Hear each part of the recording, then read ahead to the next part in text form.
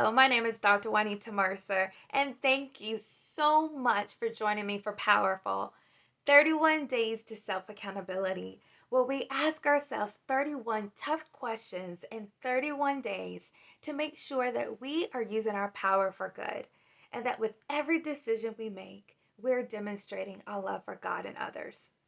Today is day 17, and today's tough question is, how will I glorify God with this? Y'all, we have to be intentional about glorifying God, right? To take a moment to say, how can I make God look good with this? How can I share God's love, His goodness, and His grace with everyone around me? God is always so intentional about us. Isn't it time that we're intentional about Him? Let's consider David. Oh, I love David and the story of him killing Goliath. Here, David was the underdog, and yet he went into this battle with so much courage and confidence in God. It was just mind blowing. I'm sure to have been there and witnessed it was unlike anything people had ever seen. And they were completely in awe of not just David, but his God. As he was approaching Goliath and Goliath started talking his trash, David had a response. In 1 Samuel chapter 17, starting with verse 45, David says, "You come to me with sword, spear, and javelin, but I come to you in the name of the Lord of heaven's armies, the God of the armies of Israel, whom you have defied. Today the Lord will conquer you, and I will kill you and cut off your head. And then I will give the dead bodies of your men to the birds and wild animals, and the whole world will know that there is a God in Israel.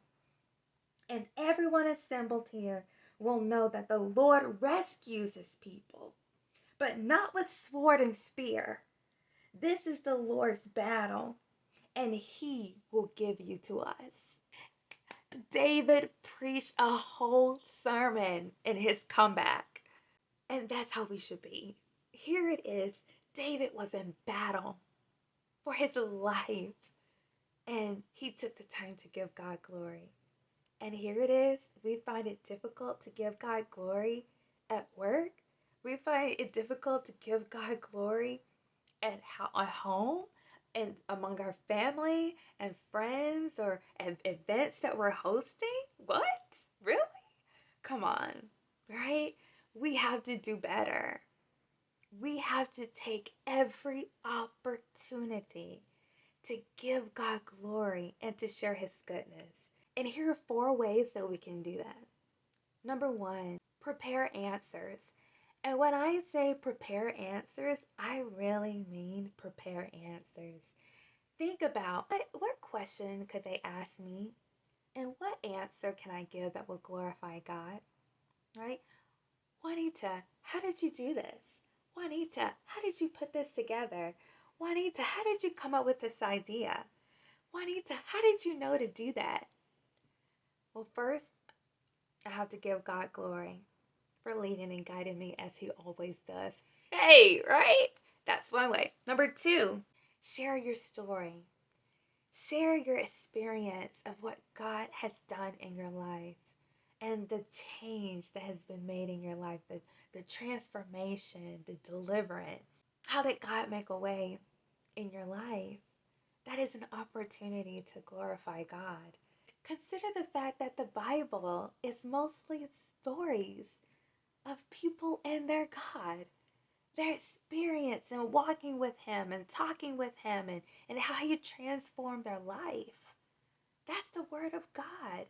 So that should tell you how powerful your testimony is. Number 3, give God thanks.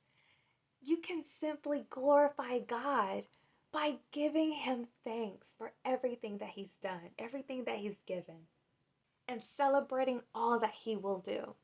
Number 4, do well by others. Treat them well. Love them, right?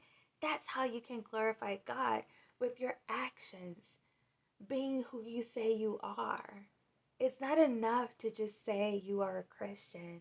Believe it or not, but the world actually wants to see the transformation of Christians, right? That's how they will believe that God is who you say He is, by what they see He's done in your life. Plan to lift Him up. Jesus said, "If I be lifted up, I will draw all men unto me." So that's it for today. Join me tomorrow for day 18. And remember, in everything you do and with everything you have, love God and love people.